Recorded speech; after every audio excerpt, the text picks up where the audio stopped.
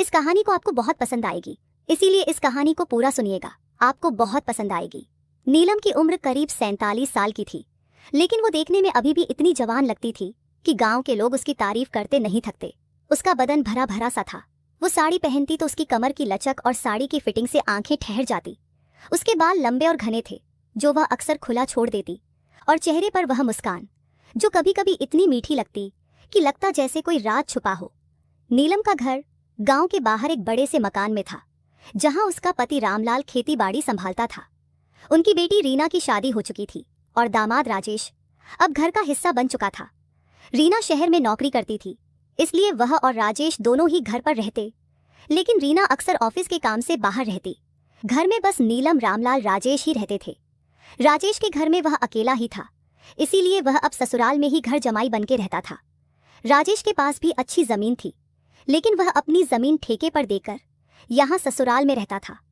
राजेश एक साधारण सा लड़का था, उम्र 28 साल, लेकिन उसकी आंखों में एक चमक थी जो नीलम को कभी कभी अजीब लगती। वो घर में मदद करता, खेतों में रामलाल के साथ जाता, लेकिन शाम को जब सब बैठकर बातें करते तो राजेश की नजरें अपनी सास नीलम पर ठहर जाती। नीलम को पता था कि उसका दामाद उसे देखता है, लेकिन वह इसे अनदेखा करती, क्योंकि घर परिवार में ऐसी बातें होती रहती हैं। एक दिन की बात है, सुबह सुबह नीलम रसोई में चाय बना रही थी। बाहर धूप निकल आई थी, लेकिन घर के अंदर अभी भी ठंडक थी। राजेश उठकर आया। उसके बाल बिखरे हुए थे और वह सिर्फ बनियान और पजामा पहने था। सासू माँ चाय मिलेगी क्या? उसने मुस्कुराते हुए कहा, लेकिन उसकी आवाज में एक ऐसी मिठास थी जो नीलम को थोड़ा असहज कर देती। नीलम ने पलट कर देखा। राजेश की छाती चौड़ी थी और बनियान से उसकी मांसपेशियां झलक रही थी। सासू माँ ने कहा, हाँ बेटा, बस बना रही हूँ, लेकिन उसकी आंखें एक पल के लिए राजेश के बदन पर रुक गई। राजेश ने नोटिस किया और वह थोड़ा करीब आ गया। चाय का कप लेने के बहाने आपकी चाय तो ऐसी है सासू माँ कि पीने का मन करता रहता है, राजेश ने कहा। नीलम ने हल्के से मुस्कुरा दिया। अच्छा, इतनी तारीफ लीना से कहना वह भी सीख लेगी, लेकिन अंदर से सोच रही थी कि राजेश की बातों में कुछ तो है जो सामान्य नहीं। फिर दोनों चाय पीते हुए आंगन में बैठ गए। रामलाल खेत चले गए थे और रीना अभी सो रही थी। सासू माँ, आप इतनी सुबह उठ जाती है? उस जी shall be quite for Monday वी कोर एप्लीकेशन आर कोरग्रा ग्रेजुअल पे एंड बिजनेस, थकती नहीं? राजेश ने पूछा। उसकी नजरें नीलम पर थी। नीलम ने कप रखा और कहा, अरे बेटा, आदत है, घर का काम तो करना पड़ता है। तुम्हारा तो शहर का जीवन है, वहाँ सब मशीनों से होता होगा। राजेश हंसा। हाँ, लेकिन यहाँ का मजा अलग है, यहाँ सब इतना नजदीक लगता है। और उसने अपनी कुर्सी थोड़ी नीलम की तरफ सरका ली। नीलम को लगा जैसे हवा में कुछ गर्माहट है, लेकिन वह बात बदल गई। अच्छा, आज क्या प्लान है तुम्हारा? राजेश ने कहा। बस घर पर ही हूँ, अगर आप कहें तो कोई काम कर दूं। बातें चलती रहीं और राजेश की हर बात में एक छुपी हुई इशारा था, जैसे वह नीलम को टटोल रहा हो। नीलम भी जवाब देती, लेकिन उसके जवाबों में एक सादगी थी। फिर शाम हुई, सब साथ में खाना खा रहे थे। रामलाल थके हुए थे। रीना फोन पर किसी से बात कर रही थी। नीलम ने राजेश को परोसा। बेटा, यह सब्जी ट्राई करो, मैंने स्पेशल मसाला डाला है। राजेश ने चखा और कहा, वाह सासू माँ, ये तो इतनी टेस्टी है कि बची हुई सब्जी चाट लो, आपके हाथ में तो जादू है।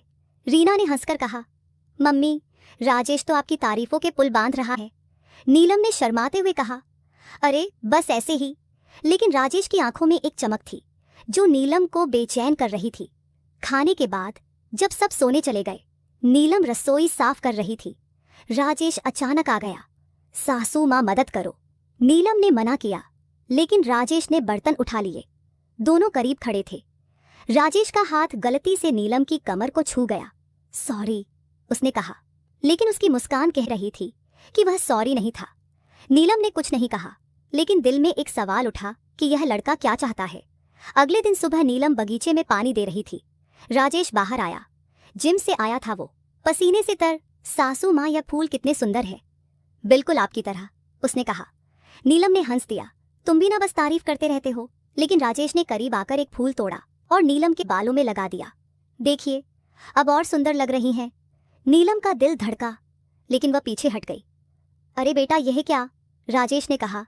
बस ऐसे ही परिवार में तो प्यार होता है ना। बातें फिर चलती रहीं। फिर रीना काम पर चली गई। रामलाल बाहर थे। घर में सिर्फ नीलम और राजेश। राजेश ने कहा, सासू माँ, आपका कोई राज है क्या? आप इतनी खूबसूरत होकर भी इतनी सादगी से रहती हो। नीलम ने कहा, राज क्या, बस जीवन है। लेकिन राजेश की बातों से लग रहा था जैसे वह कुछ और जानना चाहता हो। फिर दिन बीतते गए और राजेश की हरकतें बढ़ती गई। एक शाम नीलम छत पर कपड़े सुखा रही थी। राजेश ऊपर आया। सासू माँ, हवा कितनी अच्छी है ना, उसने कहा और नीलम के पास खड़ा हो गया। हवा से नीलम की साड़ी उड़ रही थी और राजेश की नजरें उस पर थी।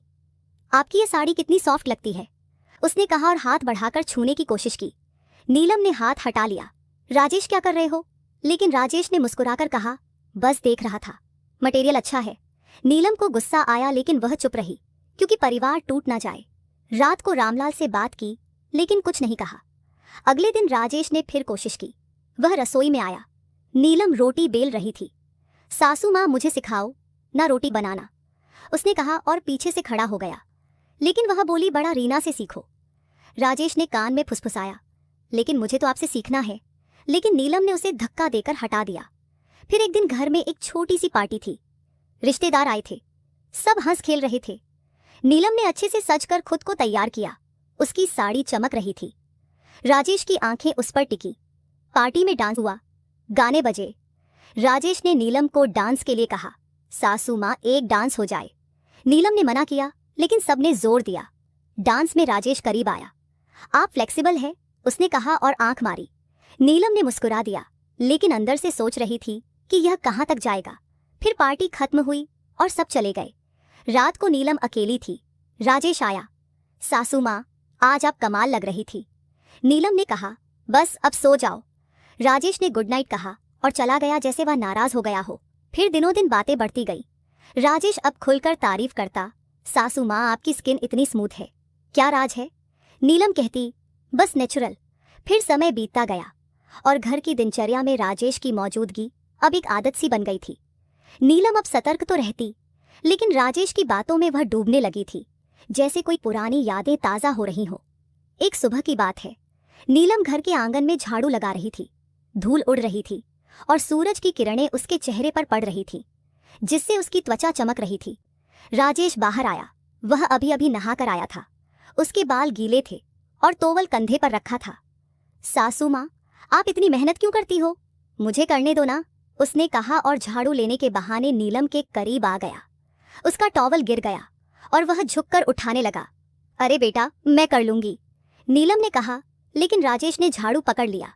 दोनों के हाथ छू गए और राजेश ने थोड़ी देर पकड़े रखा। फिर वह बोला, आपके हाथ कितने नरम है सासू माँ, जैसे रेशम, उसने मुस्कुराते हुए कहा। नीलम ने हाथ छुड़ाया लेकिन दिल में एक हलचल हुई। लेकिन नीलम ने बात बदल दी। अच्छा, आज नाश्ता क्या बनाऊं? राजेश ने कहा। जो भी आप बनाओ वह तो स्वादिष्ट होता ही है। फिर नाश्ता बनाते वक्त रसोई में दोनों थे। रामलाल बाहर चले गए थे। रीना अब भी सो रही थी क्योंकि उसकी तबीयत थोड़ी खराब थी प्रेगनेंसी की वजह से। राजेश ने आटा गूंथा और नीलम रोटियां बेल रही थी। सासू माँ, यह आटा कितना चिपचिपा है, लेकिन आपका तरीका देखो कितना परफेक्ट, राजेश ने कहा और अपना हाथ नीलम के हाथ पर रख दिया जैसे सिखाने के लिए। लेकिन वो बोली, बेटा तुम भी सीख लो रीना के लिए। राजेश ने कान के पास आकर कहा, वो नहीं खा, लेकिन आपसे सीखने का मजा अलग है। हवा में एक तनाव था, लेकिन तभी रीना की आवाज आई, मम्मी, और सब सामान्य हो गया। नीलम ने राहत की सांस ली, लेकिन राजेश की मुस्कान कह रही थी कि खेल अभी बाकी है। दिन भर घर के काम चलते रहे। राजेश मदद करता, लेकिन हर मदद में एक इशारा, जैसे पानी की बाल्टी उठाते वक्त वह नीलम के पास से गुजरता और उसका कंधा छू जाता। नीलम चुप रहती क्योंकि परिवार ने शांति बनाए रखनी थी। फिर शाम को सब साथ बैठे चाय पी रहे थे। रीना ने कहा, पापा, आज राजेश ने कितनी मदद की मम्मी की। रामलाल ने हंसकर कहा, हाँ, अच्छा दामाद है हमारा। लेकिन नीलम की आंखें राजेश से मिली और राजेश ने आंख मारी जैसे कोई राज साजा हो। रात को खाना खाने के बाद नीलम छत पर टहल रही थी। चांद निकला था और हवा ठंडी थी। राजेश ऊपर आ गया। सासू माँ, अकेले टहल रही हो, मुझे भी साथ ले लो, नीलम ने कहा। हाँ बेटा, आ जाओ। दोनों साथ चलने लगे। राजेश ने कहा, यह चांद कितना सुंदर है, लेकिन आपकी चमक के आगे फीका। नीलम ने हल्के से मुस्कुरा दिया, तुम भी ना बस तारीफ ही करते रहते हो। लेकिन राजेश ने करीब आकर कहा, सच कह रहा हूं, आप में वह आकर्षण है जो खींचता है। नीलम का दिल तेज धड़का, लेकिन राजेश ने बात बदल दी। अच्छा, आपकी जवानी की कोई कहानी सुनाओ ना। नीलम ने पुरानी यादें साझा की, कैसे वह शादी से पहले गांव में घूमती थी। राजेश सुनता रहा, लेकिन उसकी आंखें नीलम के होठों पर थी। अगले बार दिन घर में एक छोटा सा उत्सव था, क्योंकि रीना की प्रेगनेंसी की खबर पर रिश्तेदार आए। नीलम ने अच्छे से तैयार किया, नई साड़ी पहनी जो उसके बदन पर फिट बैठती थी। राजेश की नजरें उस पर टिकी। सासू माँ, आज तो आप किसी हीरोइन से कम नहीं लग रही। सब हंसे, लेकिन राजेश की बात में गहराई थी। उत्सव में गाने बजे, सबने मिलकर खाना बनाया। राजेश ने नीलम की मदद की। सब्जी काटते वक्त उसके हाथ नीलम के हाथ से टकराए। लेकिन आपका हाथ कितना गर्म है। नीलम ने कुछ नहीं कहा, लेकिन अंदर से सोच रही थी कि यह कब रुकेगा। रिश्तेदारों ने तारीफ की, नीलम तेरा दामाद तेरी कितनी केयर करता है। नीलम ने हाँ में सर हिलाया, लेकिन राजेश ने कान में फुसफुसाया, केयर तो मैं और भी कर सकता हूँ। धीरे धीरे राजेश की हरकतें और सूक्ष्म हो गईं। एक दिन नीलम घर के पुराने कमरे में सामान व्यवस्थित कर रही थी। धूल भरी थी और वह खांस रही थी। राजेश आया, सासू माँ मैं मदद करूं। दोनों मिलकर बॉक्स उठाने लगे। राजेश का बदन नीलम से सटा, क्योंकि जगह कम थी। यह बॉक्स कितना भारी है, लेकिन आपका सहारा मिला तो आसान उसे, उसने कहा। नीलम ने पीछे हटने की कोशिश की, लेकिन राजेश ने पकड़ लिया। रुकिए, गिर जाएगा। उस पल में एक करंट सा लगा, लेकिन नीलम ने खुद को संभाला। ठीक है बेटा, वह बोली और काम खत्म किया। कंटिन्यू।